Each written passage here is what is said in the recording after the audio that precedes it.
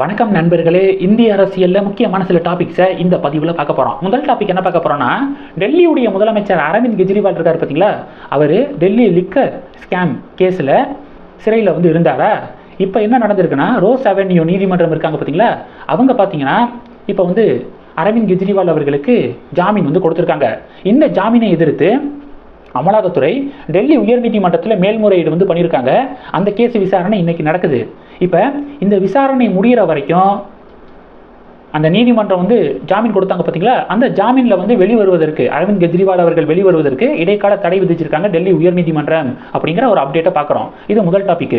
ரெண்டாவது டாபிக் என்ன பார்க்க போகிறோம் அப்படின்னா, அமெரிக்காவுடைய அவைத்தலைவர் நான்சி பெலோசி இருக்காங்களே, அவங்க நேற்று ஹிமாச்சல் பிரதேசத்தில் தலாய் லாமா அவர்களை சந்தித்தாங்க. அதுக்கு கூட சீனா எதிர்ப்பு தெரிவித்தாங்க பார்த்தீங்களா. இப்போ நான்சி பெலோசி அவர்களோடு சேர்ந்து அமெரிக்காவுடைய அந்த பிரதிநிதிகள் குழு பார்த்தீங்கன்னா நம்ம பிரதமர் மோடி அவர்களையும் சந்திச்சிருக்காங்க அப்படிங்கிற ஒரு அப்டேட்டை பார்க்குறோம். அந்த புகைப்படத்தையும் பார்க்க முடியுது. இன்னும் கொஞ்சம் சத்தமாக கதருங்க அப்படின்னு சீனாவை பார்த்து நம்ம இந்திய மக்கள் நிறைய பேர் கமெண்டை பண்ணிக்கிட்டு இருக்காங்க. இது ரெண்டாவது டாபிக். மூணாவது டாபிக் என்ன பார்க்க போகிறோம் அப்படின்னா, மத்திய சென்னையுடைய எம்பி, திமுக எம்பி தயாநிதி மாறன் அவர்கள் ஒரு விஷயம் பேசியிருக்காரு. அது ஒரு பெரிய ஒரு எதிர்ப்பை சம்பாதிச்சிருக்கு. பாஜகவினர் கடுமையான எதிர்ப்பை தெரிவிக்கிறாங்க. அப்படி என்ன பேசியிருக்காரு தயாநிதி மாறன் அவர்கள் அப்படின்னா, வெற்றி கொண்டான் இருக்கார் பார்த்தீங்களா, திமுகவுடைய பேச்சாளர் வெற்றி கொண்டான் அவர்களுடைய மறைவுக்கு பிறகு அவருடைய இடத்துல இப்போ மக்கள் மனதில் இடம்பெற்றவர் யார் தெரியுமா? சிவாஜி கிருஷ்ணமூர்த்தி தான். யூடியூப் இப்போ திறந்தாலே அவர் பேசுறது தான் இப்போ மீமா போய்கிட்டு இருக்கு. அனைத்து தட்டு மக்களும் ரசிக்கின்ற வகையில் அவர் பேசுகிறாரு. மோடி, பாஜகவை, அண்ணாமலையை நல்லா கிழிக்கிறாரு அப்படின்னு சொல்லிட்டு தயாநிதி மாறன் அவர்கள் பேசியிருக்காரு. இது பெரிய ஒரு எதிர்ப்பலையை சம்பாதிச்சிருக்கு. ஏன்னா சிவாஜி கிருஷ்ணமூர்த்தி அவர்கள் தொடர்ந்து அநாகரிகமான வகையில் மேடைகளில் பேசுகிறாரு. குறிப்பாக பெண்களை தரம் தாழ்ந்த வகையில் பேசுகிறாரு அப்படிங்கிற குற்றச்சாட்டு தொடர்ந்து அவர் மீது முன்வைக்கப்படுது.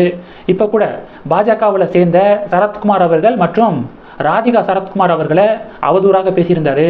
குஷ்பு அவர்களை அவதூறாக பேசுகிறாரு.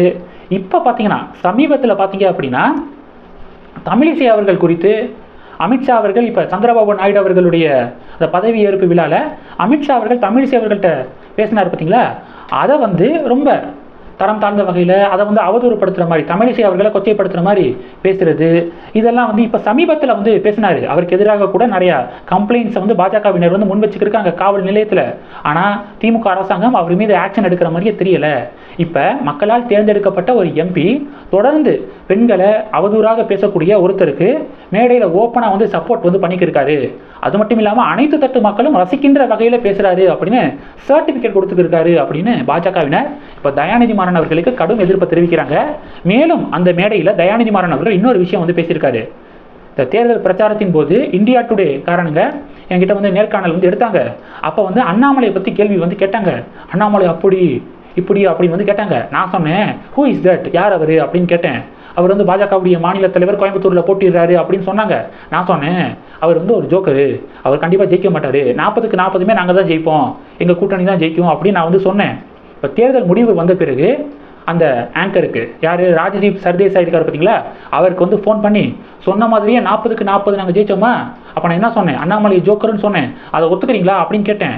அதுக்கு ராஜதீப் சர்தேசாய் ஆமாம் ஆமாம் அவர் ஜோக்கர் தான் அப்படின்னு அவர் சொன்னார் அப்படின்னு இப்போ தயாநிதி மாறன் அவர்கள் பேசியிருக்காருங்க. இப்போ இதற்கும் கடுமையான எதிர்ப்புகளை பாஜகவினர் முன்வைக்கிறாங்க. அண்ணாமலை ஒரு ஜோக்கர்னு சொல்கிறீங்க, 2% 3%லேருந்து இன்னைக்கு 11 விழுக்காடு வாக்குகளை பாஜக வாங்கியிருக்கு. தமிழக பாஜகவுடைய வரலாற்றிலேயே ஃபர்ஸ்ட் டைம் டபுள் டிஜிட்டை நாங்கள் ஓட் ஷேர் வாங்கியிருக்கோம். திமுக அவங்களுடைய ஓட் ஷேர் 2019 33 விழுக்காடு. இப்போ எவ்வளவுக்கு குறைஞ்சிருக்கு பாருங்க, 26 விழுக்காடாக திமுகவுடைய ஓட் ஷேர் குறைஞ்சிருக்கு. மக்கள் உங்களுக்கு கொடுக்கக்கூடிய ஆதரவு பெரிய அளவில் குறைஞ்சிருக்கு அப்படிங்கிறத மறந்துடாதீங்க.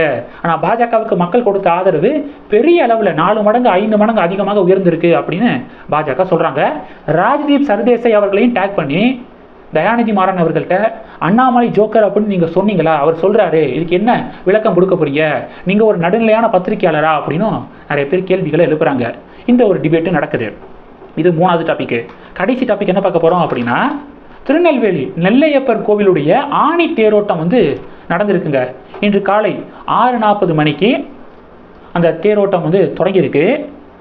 ஷாக்கிங்கான தகவல் என்ன அப்படின்னா, அந்த தேருடைய அந்த வடம் இருக்குது பார்த்தீங்களா, அந்த வடம் வந்து அடுத்தடுத்து நிறைய வாட்டி அருந்திருக்கு அப்படிங்கிற ஒரு செய்தியை கேள்விப்பட முடியுது.